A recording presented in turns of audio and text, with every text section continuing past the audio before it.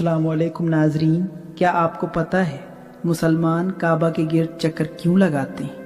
آپ صلی اللہ علیہ وسلم ایک ہی رات میں سٹارز، پلینٹ، گیلیکسی کو کراس کرتے ہوئے زمین سے آسمان کی طرف گئے۔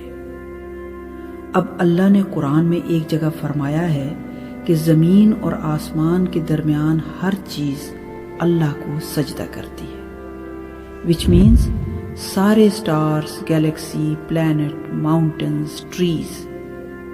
لیکن یہ کیسے پاسبل ہے؟ سجدہ تو اس طرح ہوتا ہے، اور کبھی سٹارز اور پلینٹ کو ہماری طرح عبادت کرتے ہوئے کسی نے دیکھا ہے؟ لیکن اللہ نے قرآن میں بار بار کہا ہے کہ ساری چیزیں اللہ کی عبادت کرتی ہیں۔ تو یونیورس کے ان ساری چیزوں میں کوئی نہ کوئی بات کامن، ایک جیسی ضرور ہوگی۔ آج سے بہت سال پہلے پوری دنیا کا یہ خیال تھا کہ زمین، ارتھ ہی دنیا کا سینٹر ہے، لیکن آج سے 400 سال پہلے گیلیلیو، جو ایک اٹالین سائنٹسٹ تھے، اس نے 2 لینزز کو الائن کر کے رکھا تو اسے پتا چلا کہ ایسے کرنے سے دور کی چیزوں کو قریب سے دیکھا جا سکتا ہے۔ چھوٹے لیول پر ٹیلیسکوپس دنیا میں پہلے بھی موجود تھے، لیکن انہیں صرف فوجی اور سمندری سفروں میں یوز کیا جاتا تھا۔ لیکن گیلیلیو نے اسی ٹیلیسکوپ کو امپروو کر کے انسانوں کی تاریخ میں پہلی دفعہ اس کا رخ آسمان کی طرف کیا، جس سے اس نے دنیا سے پہلی بار سورج اور چاند کو بالکل قریب سے دیکھا۔ اور گیلیلیو نے ان ساروں کی موومنٹ کو آبزرو کرنا شروع کیا۔ 1300 دنیا کو اگر ملا لیا جائے، اس سے ایک جوپیٹر بنتا ہے۔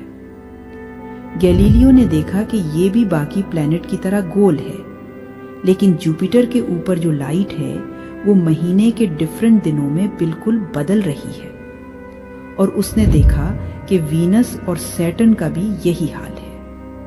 اب یہ سب کچھ تبھی پاسبل تھا کہ اگر یہ ساری چیزیں سورج کے گرد گھوم رہی ہوں، دنیا کے نہیں۔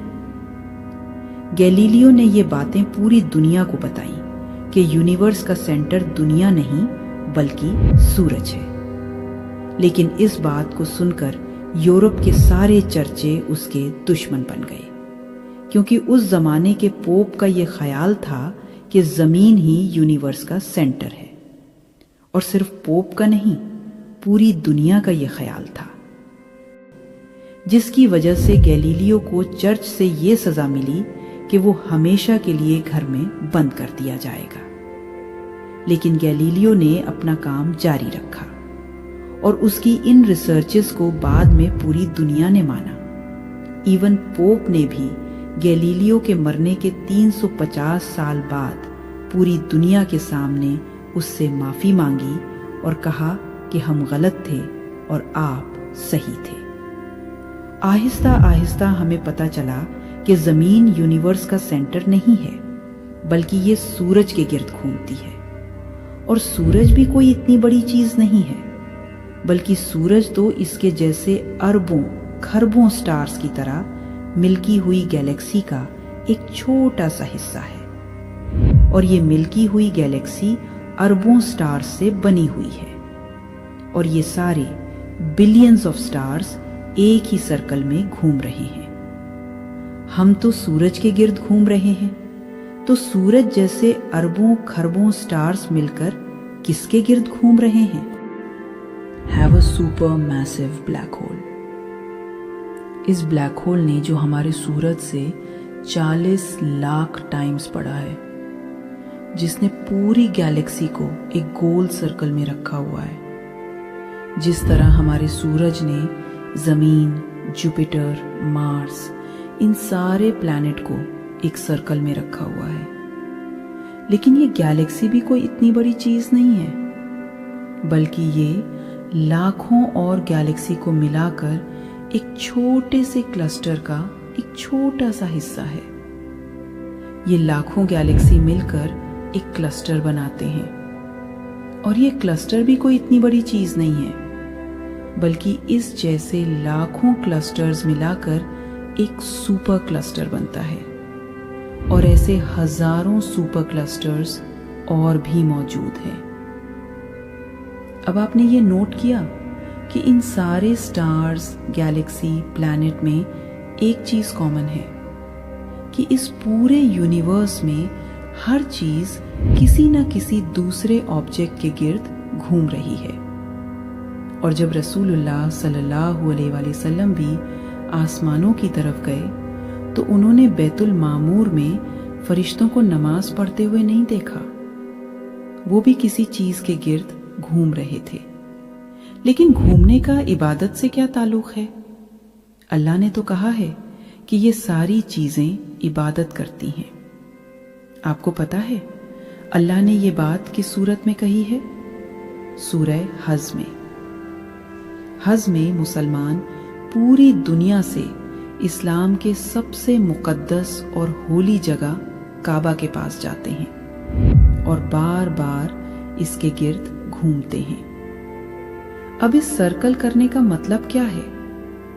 جب مسلمان کعبہ کے گرد گھومتا ہے تو وہ اس وقت اکیلا نہیں گھوم رہا ہوتا، بلکہ چاند، پلانٹ، سٹارز، گیلیکسی، کلسٹرز ساروں ساتھ ایک ہی عبادت میں شامل ہو جاتا ہے۔ یہ ساری چیزیں ہماری طرح عبادت نہیں کرتی، بلکہ ہم مکہ جا کر ان کی طرح عبادت کرتے ہیں۔ لیکن اس آیت میں تو لکھا ہے کہ یہ ساری چیزیں اللہ کو سجدہ کرتی ہیں۔ سجدہ کا مطلب صرف ہمارے والا سجدہ نہیں ہے، بلکہ اللہ کے نظام کے مطابق چلنے کو بھی سجدہ کہہ سکتے ہیں۔ لیکن اللہ نے اس آیت میں صرف سٹارز، گیلیکسی اور پلانٹ کا نہیں کہا، بلکہ ہر چیز، پہاڑ، درخت، جانور، سب کا کہا ہے۔ یہ تو سرکلز میں نہیں گھومتے۔ آج سے ہزاروں سال پہلے ایچ.ٹی. گریس میں یہ کانسیپٹ بنا کہ کائنات کی ہر چیز ایک بہت ہی چھوٹے پارٹیکل، ایٹم سے بنی ہوئی ہے۔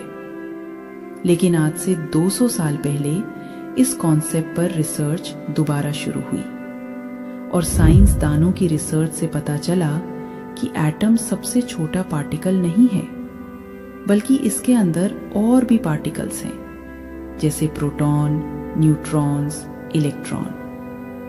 پروٹون اور نیوٹرونز ہمیشہ ایٹم کے سینٹر میں ہوتے ہیں اور الیکٹران ہمیشہ ان کے گرد گھوم رہے ہوتے ہیں، آلموسٹ بالکل اسی طرح جس طرح پلانٹ سورج کے گرد گھومتے ہیں اور سٹارز بلیک ہول کے گرد گھومتے ہیں، جس کا مطلب ہے کہ کائنات کی ہر چیز چاہتے یا نہ چاہتے ہوئے کسی نہ کسی چیز کا طواف کر رہی ہے۔ اور جب کوئی مسلمان کعبہ کا طواف کرنے جاتا ہے تو وہ کائنات کی ہر چھوٹی سے چھوٹی چیز، جیسے ایٹم کے اندر الیکٹران سے لے کر کائنات کے سب سے بڑے آبجیکٹس، پلانٹ، سٹارز، گیلیکسی اور ایون بیت المعمور میں فرشتوں کے ساتھ عبادت میں شامل ہو جاتے ہیں۔ ہو سکتا ہے اسی لیے اسلام میں طواف کرنا سب سے بڑی عبادت ہے۔